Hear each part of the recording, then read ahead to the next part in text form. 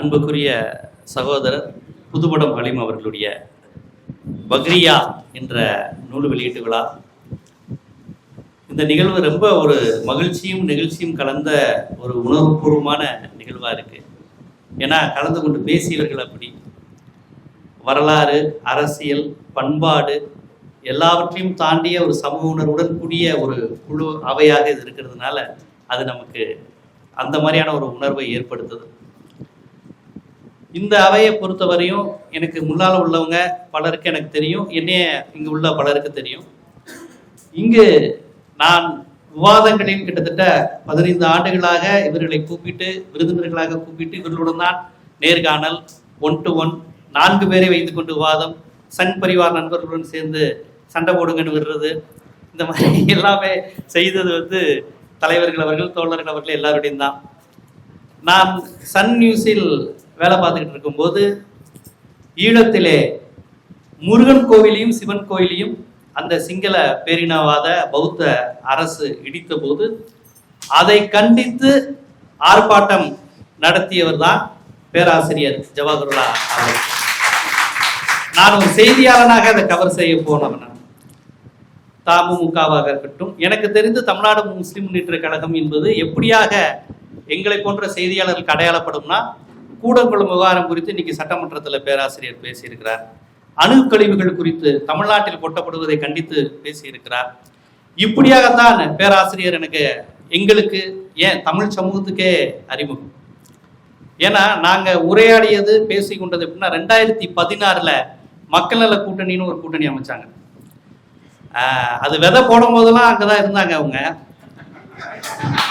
எனக்கு நல்லா தெரியும், விதை போடும் போது இங்க இருந்தாங்க. விடுதலை சிறுத்தைகள் தலைவரை லைட்டா விட்டுட்டு இவங்க வந்துட்டாங்க. ஏன்னா அது தொடங்கிய நோக்கம் நல்ல நோக்கம். அது ஒரு அடிப்படையான என்னன்னா தேர்தலில் விகிதாச்சார பிரதித்துவம், சரியா? அந்த கூட்டம் நடக்குது, எனக்குலாம் நினைவு இருக்கு. நாங்க அப்பெல்லாம் ரொம்ப டிபேட் இமிஎம் டிவில ரெகுலரா நேர்காணல். அது அப்ப 2016 மக்கள் நல கூட்டணி இந்த கான்செப்ட் வருவதற்கு முன்னாடி விடுதலை சிறுத்தைகள், மனிதநேய மக்கள் கட்சி எல்லோரும் இந்த மக்கள் நல கூட்டணி கான்செப்ட் எல்லாரும் சேர்ந்து என்ன பண்றாங்க, தேர்தலில் விகிதாச்சார பிரதித்துவம். இந்த கூட்டணி ஆட்சி அதிகாரத்தில் பங்கு கான்செப்ட் இல்லை, தேர்தல் முறையை மாத்து. பூவை ஜெகன்மூர்த்திக்கு 1 விழுக்காடு வாக்கு இருந்தா அந்த 1 விழுக்காடு ஓட்டு போட்டவங்களுக்கான மரியாதையை நீ செய். எவ்வளவு பெர்சன்டேஜோ அதுக்கான மரியாதையை செய். கடைசியா யார் 39% வாங்குறா, 41% வாங்குறா, அவங்களுக்கு மட்டும்தான் இடம். அவங்க 10%, 7% வாங்குறதுக்கு இடம் இல்லைங்கிற இலங்கையில் இருக்கக்கூடிய அந்த மாதிரியான முறையை கொண்டு வாங்கன்னு சொல்லி அவங்க ஒரு கருத்தரங்க தொடர்ந்து நடத்தினாங்க. அதை விடுதலை சிறுத்தைகள் தலைவர் தொடர்ந்து அதை பேசிக்கிட்டு இருந்தாங்க. கடைசியில பார்த்தா ஆரம்பம் இப்படிதான் இருந்தது, பினிஷிங் பார்த்தீங்கன்னா மக்கள் நல கூட்டணி நம்ம போயிட்டாங்க. அப்ப பேராசிரியர்லாம் நேர்காணல் கண்டேன், இல்ல இது ஜெயிக்கிற கூட்டணி இல்ல, ஒரு மாதிரி விழுதுக்கு வைத்த மாதிரி உழைப்பு வீணா போயிடும் மக்கள் நல கூட்டணி, அது வேணான்ட்டு ஐயா அவர்கள் திமுக கூட்டணிக்கு வந்துட்டாங்க. அந்த கூட்டணி அப்படி போயிடுச்சு மக்கள் நல கூட்டணி. உண்மையிலே அது இன்னும் சொல்ல போனா சமீப காலத்தில் நடைபெற்ற டெல்லியினுடைய ஆதிக்கத்துக்கு எல்லாத்துக்குமே விதை போட்டது மக்கள் நல கூட்டணி தான். ஜெயலலிதா அம்மையாருடைய மறைவுக்கு பிறகு முழுக்க ஆளுநர் அமித்ஷா, பிஜேபியின் ஆட்சியாக எடப்பாடி ஆட்சி போனது எல்லாமே இந்த மக்கள் நல கூட்டணி பண்ண அந்த இதுதான். ஏன்னா அந்த அதிமுகவினுடைய கோபத்தை முழுக்க திமுக பக்கம் வரவிடாம அப்படியே அந்த மது ஒழிப்பு போராட்டம் பயங்கரமா நடந்தது. பயங்கரமான விஷயங்கள் எல்லாமே அதிமுக தான் நடந்து அந்த ஓட்டை ஃபுல்லா பிரிச்சு விட்டாங்க. இல்ல நான் எதுக்கு சொல்ல வரேன்னா, அந்த காலகட்டத்தில் அவர்களுடைய இது. அப்ப கலைஞர்கிட்ட கேட்குறாங்க, என்னங்க நீங்க தோத்துட்டீங்க அப்படிங்கிறப்ப அவர் சொன்ன விஷயம் ரொம்ப முக்கியமானது.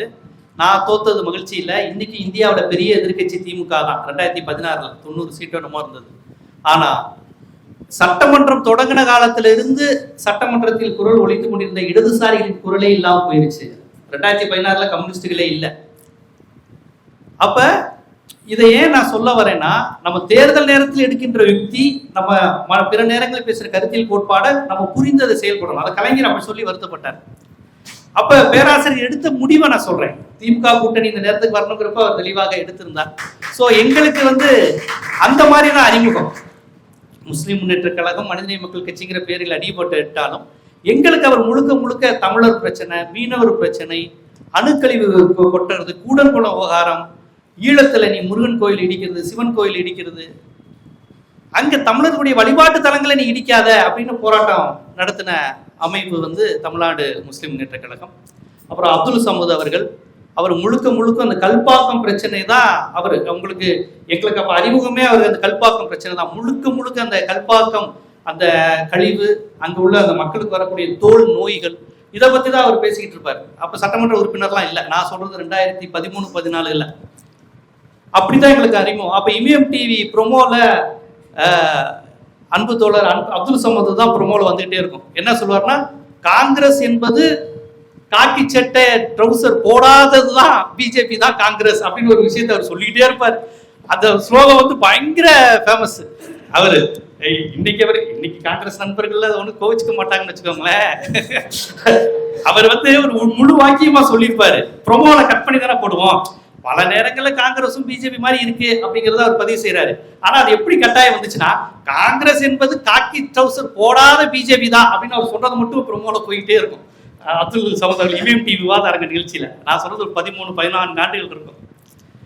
அடுத்ததாக என்னுடைய ஜிடிவி விவாத அரங்கில் வந்து அழகு சேர்த்தது வந்து பேராசிரியர் ஹாஜா கனி. பெரிய ஆரியத்தை தகர்க்க பெரியாரியம் எங்களிடம் இருக்கிறது என்று அவர் சொன்னது வந்து அவ்வளவு. பெரிய ஆரியத்தை தகர்க்க பெரியாரியம் எங்களிடம் இருக்கிறது, எங்களிடம் இந்த ஆரியம் ஈடுபடாது அப்படின்னு அவர் ஜிடிவி திறன்பட பேசுனது அவ்வளவு ஒரு முக்கியமானது. நான் அவருடைய அவர் எப்பவுமே கருத்தியலை வந்து ரொம்ப ஒரு சுவைப்பட சொல்லக்கூடியவர், அடுக்கு மொழியில அழகா அப்படியாக மக்களிடம் கருத்துக்களை கொண்டு சேர்த்து கொண்டே இருப்பவர்கள். தொடர்ச்சியாக தமிழர், தமிழ்நாடு, மாநில சுயாட்சி, கூட்டாட்சி, வகுப்புவாரி பிரதித்துவம், தேர்தலில் மாற்றம், இது போன்ற அடிப்படை கட்டுமான மாற்றத்திற்காக பாடுபடக்கூடிய அமைப்பாக தமுமுக இருக்கு. வெளிப்படையா பார்த்தா முஸ்லீம், இது மார்க்கம், பயான் ஓதுறது, ஹதீஸ்னா என்ன, வகீனா என்னன்னு இதை எடுத்துரைக்கிற அமைப்பு மாதிரி இருக்கலாம். ஆனா அரசியல் தளத்தில், சமூக தளத்தில் அவர்கள் இந்த மாதிரியான அடிப்படை கட்டுமான அரசியல் சமூக பிரச்சனைகளை எதிர்கொள்பவர்களாக, தொடர்ந்து அது குறித்து பேசுபவர்களாக அவர்கள் இருக்கிறார்கள் என்பதற்கு நான் சாட்சி. நான் அதை வந்து அவங்க சொன்னாங்க இப்படி இருக்கிறாங்கல்ல, என்னுடைய 15 ஆண்டுகள் அனுபவத்துல இவர்கள் 3 பேரை பத்தி நான் சொன்னதுல ஒண்ணு கூட உண்மைக்கு மாறானது கிடையாது, எல்லாமே ஆதாரமா இருக்கு. அப்ப இப்படியாகத்தான் நான் இந்த அமைப்பையும் இந்த தோழர்களையும் பார்க்கிறேன். அதுக்கப்புறம் இந்த புயல் வெள்ள காலங்களில் அது பொதுவாக எல்லா இஸ்லாமிய அமைப்புகளும் பண்றது, பேசுவது. நான் பல நேரங்கள்ல பேராசிரியர் பேரை சொல்லுவேன், பேசிட்டு அந்த லிங்கை கூட அவருக்கு அனுப்ப மாட்டேன். பல இடங்கள்ல அப்புறம் அவங்களா ஃபோன் பண்ணி நீங்க சொல்லியிருக்கீங்களாமே அப்படின்னு. எதுலன்னா அந்த அருணா ஜெகதீசன் ஆணையத்தின் போது சட்டமன்றத்தில் அவர் பேசிய உரை. அதை ஏன் சொல்றேன்னா, இப்ப நான் சொன்ன எதுவுமே வந்து மைனாரிட்டி ரைட்ஸ் கொடுத்து அவர் பேசுனதை சொல்லலை. முழுக்க இந்த மாநிலம், இந்த மக்கள், தமிழ்நாடு, தமிழர்கள், இது எங்களோட தொடர்புடையது. அதுதான் அந்த உணர்வு கொண்ட இதுதான், அந்த உணர்வு கொண்ட அமைப்பினுடைய விளைச்சலாகத்தான் என்னுடைய அன்பு சகோதரர், என்னுடைய அண்ணன் புதுமடம் ஹலீம் அவர்களும் இந்த நூலை படைத்திருக்கிறார். இது முஸ்லிம் வரலாறு அல்ல, தமிழ்நாட்டின் வரலாறு. நீங்க இந்த புத்தகத்தை படிச்சு பாருங்க, படிச்சு பார்த்ததுக்கு அப்புறம் அதை உணருங்க. கிட்டத்தட்ட அவர் என்ன சொல்றாருன்னா, கிபி 6ஆம் நூற்றாண்டுல நபிகள் தோன்றினாரு, இஸ்லாம் ஓகே. சங்க இலக்கியம் கண்ணகி, உங்க பூம்புகார சிலப்பதிகாரம் இங்க நடந்து கொண்டிருந்த போதே அரபுக்கும் தமிழ் சமூகத்துக்கும் உறவு வந்துருச்சு. இஸ்லாம் தோன்றுவதற்கு முன்பே அரபு தேசிய இனத்திற்கும் தமிழ் தேசிய இனத்திற்கும் வந்துருச்சு. ரோமர்கள், கிரேக்கர்கள், யவனர்கள், அரபியர்கள் 50 பேரும் மதுரைக்கு வந்துட்டாங்க, மதுரையோட தொடர்பு கொண்டிருக்கிறாங்க. அப்படி ஒரு சமூக அக்கறை இந்த புத்தகத்தில் இருக்கிறது. இந்த தமிழ்நாட்டின் வரலாறு தான் இந்த பக்ரியா. ஆனா பேராசிரியர் சொல்லும் போது நானே இந்த பேரை நான் யோசித்தேன், எதுக்கு பக்ரியான்னு பேர் வச்சாங்க? ஏன்னா இந்த பேரை பார்த்தாங்கன்னு வச்சுக்கோங்களேன், ஒரு இஸ்லாமியர் அல்லாத ஒருத்தர் நினைப்பாங்க, இது ஏதோ முஸ்லீம் மார்க்க விளக்க புத்தகம் போல, அவங்க மார்க்கத்தை பத்தி எதுவும் பேசியிருக்காங்க போல அப்படிங்கிற மாதிரி புத்தக கண்காட்சியெல்லாம் இஸ்லாமிய நண்பர்கள் கொடுப்பாங்கல்ல, இதை தெரிந்து கொள்ளுங்கள், அந்த மாதிரி புத்தகம் போலன்னு போயிடுவாங்க. முஸ்லீம்களும் இந்த புத்தகத்தை டக்குன்னு பேரை பார்த்தாங்கன்னா ஏதோ ஹதீஸ் விளக்கம் போல, வகியில என்ன சொல்லியிருக்கு, புகாரில என்ன சொல்லியிருக்குன்னு சொல்லியிருக்காங்க போல, இவர் புதுசா அதை கொஞ்சம் அணுகியிருக்காரு போல அப்படின்ட்டு போயிடுவாங்க. ஆனால் இது இந்த பேரில் வராமல் நீங்க சொன்ன மாதிரி கடல் வாணிகம் மூலமாக பரவிய இஸ்லாம், தமிழ்நாட்டில் இஸ்லாம், உங்களுக்கு கிபி 6ஆம் நூற்றாண்டில் வந்த இஸ்லாம்ங்கிற தலைப்பா இருந்தா இன்னும் வணிக ரீதியாகவுமே இது ரீச் ஆகும், கமர்ஷியலாகவுமே. ஆனா அவர் அந்த பேரை தேர்ந்தெடுத்திருக்கிறார்.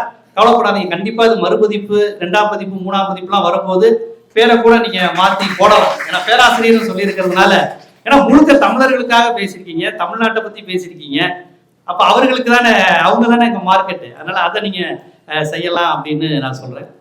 அப்புறம் இந்த புத்தகத்தின் விஷயங்கள்லாம் பேசும்போது நிறைய வரலாற்று தரவுகள் நம்ம அப்படி மூளையை அசைப்பட வைக்குது. இப்போ அப்துல் சமத் அவர்கள் சொன்னாங்க பார்த்தீங்களா, தோண்டி எடுத்தா புத்தர் சிலை வருது, ஊர் பேரு அனந்தன் வருது. அப்போ புத்தத்தோட தொடர்புடைய இருக்குது. அவருடைய தொகுதி திருச்சி பக்கமே பார்த்தீங்கன்னா திருச்சியே சமணர்களுடைய பள்ளி தான், திருச்சிரா பள்ளி. அது சமணர்களுடைய பள்ளி தான், திருச்சிரா பள்ளி. சேலம்ங்கிறது சைலம். இங்க இந்த ஐயனார் கோயில், முனி கோயில் எல்லாமே சமணர்களுடைய இதுதான். எல்லாமே வைதிகத்தை எதிர்ப்பவர்கள், சனாதனத்தை எதிர்த்து அந்த 5 வண்டம் சொன்னாங்கல்ல, அந்த பஞ்சமர்களா, அவுட்காஸ்ட், சாதி கடந்தவர்களா நின்றவர்கள் அப்படிங்கிறது தான் தமிழ்நாட்டினுடைய வரலாறு. அப்போ தமிழ்நாட்டினுடைய வரலாறை பேராசிரியர் சொன்ன மாதிரி புலிகளுக்கு எழுத படிக்க தெரியாது. அப்ப யார் எழுதியிருக்கா? புலிகளை வேட்டையாட முடியாதவர்கள், புலிகளை வெல்ல முடியாதவர்கள், அந்த வேடர்கள்லாம் சேர்ந்து வரலாறு எழுதிக்கிட்டான். புலிக்கு ஒண்ணுமே தெரியாது, புலிக்கு வீரம் கிடையாது, புலிக்கு பாய தெரியாதுன்னு அவன் எழுதிக்கிட்டான்.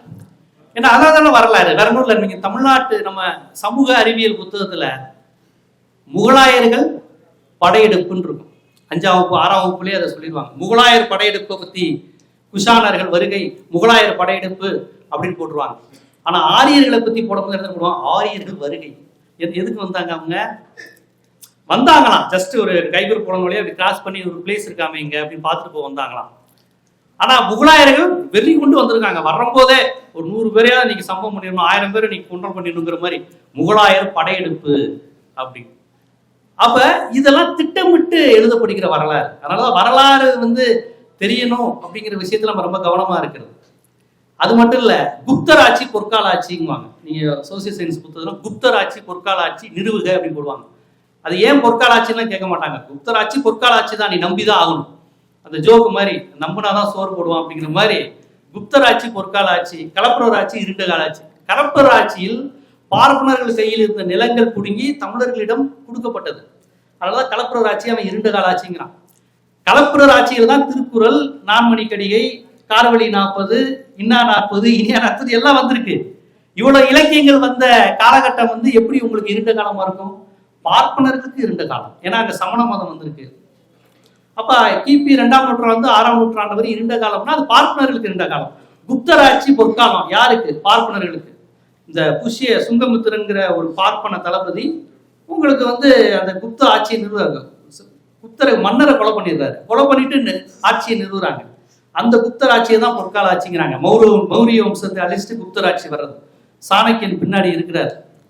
அப்ப இப்படியாக அவர்களுக்கு சாதகமான காலகட்டங்களை பொற்காலம்னு, அவர்களுக்கு பாதகம் ஏற்படுத்திய, பாதகம் சொல்லக்கூடாது, நல்லது, சமுதாயத்துக்கு நல்லது ஏற்பட்டது இருண்ட காலம்னு நம்ம பதிவு செய்யலாம். இன்னைக்கு வரைக்கும் சோசியல் சயின்ஸ் பாடம் அப்படிதான் இருக்கு. முகலாயர் படையெடுப்பு, ஆரியர் வருகை, குப்தர் ஆட்சி பொற்காலம். போய் பாட புத்தகங்களை குழந்தைங்க எடுத்து பாருங்க. அப்ப இப்படியாக வரலாறை சொல்லுகின்ற நேரத்தில் தான் புதுமுடம் கலீம் சொல்கிறார், இங்கு இஸ்லாம் தோன்றுவதற்கு முன்பே அரபுக்கும் தமிழுக்கும் தொடர்பு இருக்கிறது. அங்கிருந்து தான் அதை நம்ம பார்க்கணும். நபிகள் நாயம் தோன்றிய காலத்துக்கு பிறகு தமிழ்நாட்டுக்கும் அரபுக்கும் தொடர்பு வரல. அதுக்கு முன்னாடியே அரபு வணிகர்கள் பாண்டியர்களுடையும் சோழர்களுடையும் வச்சிருக்கிறாங்க. அது மட்டும் இல்ல, சோழர்களை பற்றிய அவ்வளவு பிரமிப்பான வரலாறை சொல்றாங்க. அந்த கடற்படையை நம்ம சோழன் எந்த அளவுக்கு விஸ்தரம் செஞ்சிருக்கிறாங்க, எந்த அளவுக்கு வணிகர்கள் வந்திருக்கிறாங்க, வணிக குடியிருப்புகள் வந்திருக்கு, அதெல்லாம் அவ்வளவு விரிவா சொல்றாரு. இது நீங்க இந்த அளவுக்கு சோழர் வரலாறு, பாண்டியர் வரலாறு, பாரசீகம், போர்ச்சுகீசியர் வந்தது, தரங்கம்பாடியில டச்சுக்காரர்கள் ஆக்கிரமிப்பு செய்தது, சென்னையில் இருந்த மதராசா, இங்க நவாப்புகள், உருது பேசின நவாப்புகளோடு எந்த அளவுக்கு தமிழர்கள் அந்நியமா இருந்தாங்க, அரபு வணிகர்களோடு தமிழ் முஸ்லிம்கள் எந்த அளவுக்கு இணக்கமா இருந்தாங்க, இங்க அரபு இங்க கட்டாயமாகல, ஆனா உருது இங்க ஆட்சி மொழியான போது இயல்பாகவே நமக்கு ஒரு பிரிவினை வந்தது. எவ்வளவு அரசியல் இதுல சொல்லியிருக்கிறார். முழுக்க முழுக்க அரபு வணிகர்களோட இங்க தமிழர்கள் ஒன்றிணைறாங்க. ஆனா உருது வரும்போது அது ஒரு ஆட்சி மொழியாகவும் அதிகாரமாகவும் நவாப்புகளாகவும் வரும்போது அந்த அளவுக்கு அவன் இணைய முடியல இங்க உள்ள முஸ்லிம்களால். இது ஒரு அரசியல் தான். இப்ப இந்த இடத்துல நீங்க இஸ்லாம் முஸ்லிம்லாம் கிடையாது, அதிகாரம். அவன் அரபு வணிகர்கள் வரும்போது அவன் ஒழுக்கம் நேர்மையை பாக்குறான். பாண்டியர்கள் சோழர்கள் இவ்வளவு நேர்மையா நீங்க வணிகம் செய்யறீங்கன்னா, இல்லைங்க இஸ்லாத்துல வணிகம் கலப்படம் இருக்கக்கூடாது, நேர்மையா இருக்கணும், மறுமைக்கு எஞ்சி நாங்க செயல்படுறோங்கிறப்ப அவன் மறந்து பார்க்கறான். அப்படி ஒரு மார்க்கம் இருக்கா? அப்படியாக இங்க பரவுது. அப்புறம் பக்கீர்கள் மூலமாக பரவுது, பாடல்கள் மூலமாக. ஏகத்துவம் நீங்க சொல்கின்ற வகாபிசம்லாம் கிபி 13ஆம் நூற்றாண்டு 14ஆம் நூற்றாண்டுக்கு பிறகுதான். அதுக்கு முன்னாடியெல்லாம் இயல்பாக அந்த பக்கீர்கள், சூஃபீச பாடல்கள் அது மூலமாக இங்க வருது. அது பிற்காலத்துல ஹராம்னு சொல்லலாம், தடை செய்யப்பட்டதுன்னு சொல்லலாம். ஆனா அவர்கள் இயல்பான அந்த இதுலதான் இங்குள்ள மக்களுடைய அது இயல்பாக இணக்கமாய் இருக்கிறது. அது எல்லாத்தையும் ஆதாரத்தோட சொல்றாரு. சைவ வரலாறு வருகிறது, சமண வரலாறு வருகிறது, வைதிக அதிவிக மதங்களுக்கிடையே சமணத்துக்கும் சைவத்துக்குமான சண்டை குறித்து வருகிறது, கடவுள் ஏற்றதை பற்றி வருகிறது. மதுரை பக்கத்துல சாமணத்தன் ஒரு ஊர் உண்டு. அது என்னன்னா சமணர்களின் ரத்தம். கழுவில் ஏற்றிருக்கிறாங்க, 8000 சமணர்களை கழுவில் ஏற்றிருக்கிறாங்க. அந்த ஊர் பேரே சாமணத்தம். திருப்பரங்குன்றம் கோயில் வந்து இன்னைக்கு இது வந்து எங்க முருகன் மலைங்கிறாங்க, இந்து மலைன்னு சொல்றாங்க. அது ஆக்சுவலி சமண மலை. அது மதத்துக்கு முஸ்லீம் இந்து கிடையாது, அது ஒரு இயற்கை. ஆனா இன்னைக்கு சொல்றாங்களே அது அது வந்து ஒரு சமண மலை, திருப்பரங்குன்றமா இருக்கட்டும், அப்படி ஒரு வரலாறு. ஆனா அதை வைத்துக் கொண்டு இப்ப சமணர்களுக்கு சொந்தம், அங்க முருகன் கோயில் இருக்கக்கூடாது அப்படின்னு சொன்னா நான் சொல்ல மாட்டேன். அது தவறு. அது இப்ப இத்தனை ஆண்டு காலமா முருகன் கோயில் ஒன்று கும்பிடுறான், அதை நம்ம தடுக்க கூடாது. ஆனா வரலாற்றின் அடிப்படையில் சமண மலை தான் இன்னைக்கு இந்த மாதிரி, அது உண்மையும் கூட. ஆனா உண்மையாக இருந்தாலும் இப்போது யாராவது சமணர்களுக்கான இது, அதனால நாங்கள் அதை இடிக்க போறோம்னு சொன்னா அதை முதல் தடுக்கக்கூடியவர்களா நாம் தான் இருப்போம். அதை நம்ம ஏற்றுக்க மாட்டோம். ஏன்னா இது சங் பரிவார்கள் இல்லாததை உருவாக்கி நாங்க இடிக்க போறோம்பாங்க. நம்ம உண்மையை சொன்னால் கூட இன்னைக்கு அது பொருத்தப்பாடு என்ன, இன்னைக்கே மக்கள் கொண்டாடிக்கிட்டு இருக்கிறான், வழிபட்டுக்கிட்டு இருக்கிறான், அதை நம்ம டிஸ்டர்ப் பண்ணக்கூடாது. அது உமர் அலி வரலாற்றுலயோ எதுலயோ வரலாறு சொல்லுவாங்க, எனக்கு சரியா நபிகள் உமர் அவர் நினைக்கிறேன், ஏதோ ஒரு கிறிஸ்தவ தேவாலயத்தில் அவர் வணங்க இடம் கொடுக்க சொன்னாங்க. அவர் வந்து வேணாம் அப்படின்னாரு. ஏன்னு கேட்டா, யாராவது வரலாற்று ஆசிரியர் இந்த இடத்துல உமர் அலி தொழுதார் அப்படிங்கிறப்ப, கிறிஸ்தவ தேவாலயம் வந்து எங்களுக்கு சொந்தம், நாளைக்கு ஒரு முஸ்லீம் வருவான், தேவையில்லாத பகை வரும், அது தொழுக சொல்லிட்டாங்க. அந்த கிறிஸ்தவர்கள் தொழுக சொல்லிட்டாங்க, யாரும் எந்த பிரச்சனையும் இல்லை, அவருடைய சமகாலத்தில் எந்த பிரச்சனையும் இல்லை. ஏன்னா ஒரு கிறிஸ்தவ மன்னர் ஆட்சியில தானே நபிகள் நாயகம் வந்து அடைக்கலமே புகுந்தாரு, அதெல்லாம் ஒன்றும் பிரச்சனை இல்லை. ஆனால் அவர் யோசிச்சிருக்காரு பாருங்க, நாளைக்கு யாராவது ஒருத்தர் வருவான் முஸ்லீம்லயே, இங்க வந்து எங்க இவர் தொழுது இருக்கிறாரு, ஸோ நீங்க சர்ச்செல்லாம் இனிமேல் கிறிஸ்தவ இடம் கிடையாது, முஸ்லீம்களுக்கான இடம்னு சொல்லுவாங்க, அது எதுக்குங்க வேணாம் அப்படின்னு சொல்லியிருக்கிறார். இதுதான் பண்பு, இதுதான் பண்பு. ஸோ இப்படியான ஒரு நம் வரலாறை தெரிந்து கொள்ளும் போது இந்த மாதிரி தரவுகள் ஆதாரங்கள் கூடிய விஷயங்கள் தெரியணும். ஏதோ அவங்க முஸ்லீம்களுக்காண்டி பேசுறாங்க, இவங்கெல்லாம் பெரியாரிஸ்டுகள் இப்படி பேசுவாங்க, அப்படி கிடையாது. இதெல்லாம் வரலாற்றில் உண்மை. சோழர் வரலாறு எடுத்தா அங்கு இஸ்லாம் எப்படி வந்ததுன்னு இருக்கு, சேரர் வரலாறு எங்கெங்க அவங்க இருந்திருக்கிறாங்கன்னு வருது. பாண்டியர் எடுத்துட்டா மதுரை சுல்தான்கள் இருந்து, மதுரை சுல்தான்கள் வேற, மீண்டும் மீண்டும் சொல்றேன், மதுரை சுல்தான்கள் நம்ம தமிழ்நாட்டோட தொடர்புடையவர்கள் கிடையாது. அந்த சுல்தான்களை அடிச்சு விரட்டுறதுக்கு மதுரையில் ஏற்கனவே இருந்த தமிழ் முஸ்லீம்கள் அவனுக்கு எதிராக நின்றுருக்கான். யாரோட? பிரமலை கல்லர்கள், நாடார்கள், ஆசாரியோட சேர்ந்து. ஏன்னா சுல்தான்கள் அவன் டெல்லிக்காரனா தான் முஸ்லீம் பாக்குறான், இங்க உள்ள நாடார் ஆசாரிய நம்ம தமிழ்நாட்டுக்காரன் பாக்குறான். இது ஒரு வரலாறு, நான் அவர்கிட்ட தனியாவே அந்த வரலாறு பேசுறேன், மதுரை சுல்தான்கள் வரலாறு. அப்ப அதை தான் சொல்றேன், இன்னைக்கு பொதுவா முஸ்லீம்கள் யாருன்னா அவங்க தமிழர்கள் கிடையாது, அவங்களுக்கு தமிழே பேச வராது. நம்ம தமிழ் சினிமாக்கள் முஸ்லீம்களை காமிச்ச மாதிரி காமெடி எதுவுமே கிடையாதுங்க. இப்ப கொஞ்சம் பரவாயில்ல. நான் தொடக்க காலத்துலாம் பாருங்க, மலைக்கல்லன்ல கூட முஸ்லீம்களுக்கு வந்து தமிழ் பேச தெரியாத மாதிரியே தான் காமிப்பாங்க சினிமாக்களை. சேட்டுகள் பேசுவாங்களா, மார்வாடிகள் பேசுற மாதிரி, நீங்கள் சொல்றான் அல்லாஹ் சொல்றான் நான் செய்யறான், எதுக்கு இவ்வளவு கஷ்டப்பட்டு நம்ம பேசுறாங்க? நம்ம கூட இருக்க முஸ்லீம்லாம் நம்மள மாதிரியே பேசுறாங்க, நம்மளோட சூப்பரா பேசுறாங்க. ஆனா படத்து காஜாங்கனிலாம் பாருங்க, அவர் திருவாசகத்துல எல்லாமே நல்லா தமிழ் நல்ல பயணமா பேசுவார் அவரு. அப்ப இஸ்லாமியர்களை ஒரு அந்நியப்படுத்தி காண்பிப்பதுதான் அவங்களுடைய மிகப்பெரிய விஷயம். அவங்க நம்ம ஆளுக கிடையாது, அவங்க தமிழ் ஆளுக கிடையாது. இந்த லாங்குவேஜ் எல்லாம் ரொம்ப முக்கியமா முஸ்லீம்களை அந்நியப்படுத்துற வார்த்தை. பேசிக்கிட்டு இருக்கும் போதே அவங்க தமிழ் ஆளுக இல்ல அப்படிங்கிற அந்த வார்த்தை இருக்குல்ல. அப்ப இதையெல்லாம் உடைக்கணும்னா நம்ம இதை சொல்லி ஆகணும். இவன் என்ன நினைச்சுக்கிறான், முஸ்லீம்னு ஒரு கூட்டம் வந்து வேற நாட்டுல இருந்து வந்துச்சு, கத்தியை காமிச்சு நிறைய பேரை முஸ்லீமா மாத்திருச்சு. அதுவும் இந்த பேன் இண்டியா சினிமா கலாச்சாரத்துல மோடி வந்து ஒரு 30 படம் எடுத்திருப்பாரு. இப்படி திப்பு சுல்தான் ஒரு படம், அதுல 1 லட்சம் இந்துக்களை முஸ்லீமா மாத்தினாருன்னு கதை. அப்புறம் இது காஷ்மீர் ஃபைல்ஸ், கேரளா ஸ்டோரியில இந்து பெண்களை எல்லாம் வந்து முஸ்லீம் ஆண்கள் வலுக்கட்டாயமா திருமணம் செஞ்சு சிரியாவுக்கு அனுப்பிடுறாங்கன்னு ஒரு கதை, கேரளா ஸ்டோரி. அது கேரளா தேட்டருக்காரனே அந்த படத்தை வாங்க மாட்டேன்டான். ஆனா அவர் கர்நாடகா தேர்தல் பிரச்சாரத்துல சொல்றாரு, பாருங்க கேரளாவில் வந்து முஸ்லீம்கள் ISIS தீவிரவாதிகளா இருக்கிறாங்க. அப்ப இப்படியெல்லாம் வரலாற்றை திரித்து பேசும்போது உண்மை வரலாற்றை சொல்லணும். அதனாலதான் சொல்றேன், தயவுசெய்து இந்த புத்தகத்தின் பேரை நம் தமிழர்களுக்கு புரியும்படி நீங்க வைங்க அப்படிங்கிறது. ஏன்னா அது சோழர்களுடைய வரலாறு, சேரர்களின் வரலாறு, டச்சுக்கரின் வரலாறு, போர்த்துகீசிய வரலாறு, கிழக்கிந்திய கம்பெனி, நவாப், சென்னைக்கு முஸ்லீமுக்கான தொடர்பு, ஏன் வேலூர் ஆம்பூர் அந்த பகுதி ஒரு வித்தியாசமா இருக்கு, ராமநாதபுரத்தில் உள்ள முஸ்லீம் சிவகங்கை முஸ்லீம் வேற மாதிரி இருக்காங்க, எல்லாத்தையும் சொல்றாங்க. ஒருத்தன் கடல் வணிகத்தின் மூலமாக மாறி இருக்கிறார்கள், பக்கீர்களுடைய பாடல்கள் மூலமாக மாற்றம் பெற்றிருக்கிறார்கள். இந்த வாழ்முனை மாற்றம்ங்கிறதே இல்லை, இயல்பா அவங்க மாறி இருக்கிறாங்க. இன்னும் பல உதாரணங்கள் சொல்லணும்னா, ராமநாதபுரம் மாவட்டங்கள்ல நாடார் சமுதாய மக்களிடம் வந்து அவங்க சமுதாயத்துல கஷ்டப்படுறவங்களுக்கு அவங்க சமுதாயத்தில் உள்ள பணக்காரங்களா செஞ்சு தொழில் வைக்க உதவி செய்யறது இந்த கான்செப்டை அவங்க இஸ்லாத்துல வந்து எடுக்கிறாங்க. உதவி செய்யறது, சொத்துல ஒரு பகுதியை உதவி கொடுத்து ஏழைகளை வாழ்த்து, இது எல்லாமே இஸ்லாத்தினுடைய அந்த பொருளாதார சட்டம் என்ன சொல்லிக்கிறதுல இருந்து அந்த நாடார் சமூகத்துக்கு எடுத்திருக்கிறாங்க. மகிமை கரெக்ட்.